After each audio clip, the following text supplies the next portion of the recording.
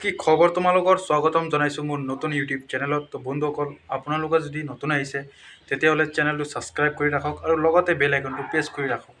তো গাইজ, নিশ্চয় আপোনালোকে অসম পুলিচৰ ফিজিকেল দিছিলে। তো কিছুমানৰ নাম আহিছে, কিছুমানৰ নাম অহা নাই, মোৰো অহা নাই। বহুত বেয়া লাগিছে, কাৰণ ৩-৪ বছৰ দাউৰি যদি নামটো নাহে তেতিয়াহ'লে কেনেকুৱা লাগিব গাইজ।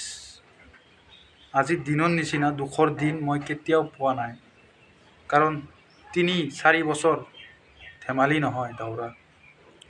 ভবা নাছিলোঁ ইমান কাট অফ যাব বুলি, কিন্তু কি কৰিম, উপায় নাই। বহুত বেয়া লাগি আছে, সঁচা কৈছোঁ, বহুত বেয়া লাগিছে। আৰু লগতে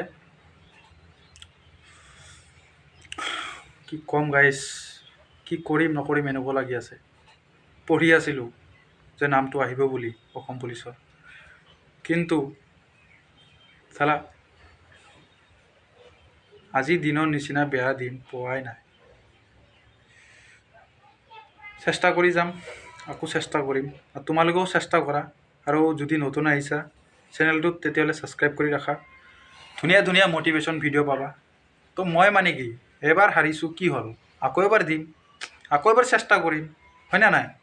তো প্লিজ নেভাৰ গিভ আপ, হাৰ নামানিবা কেতিয়াও জীৱনত।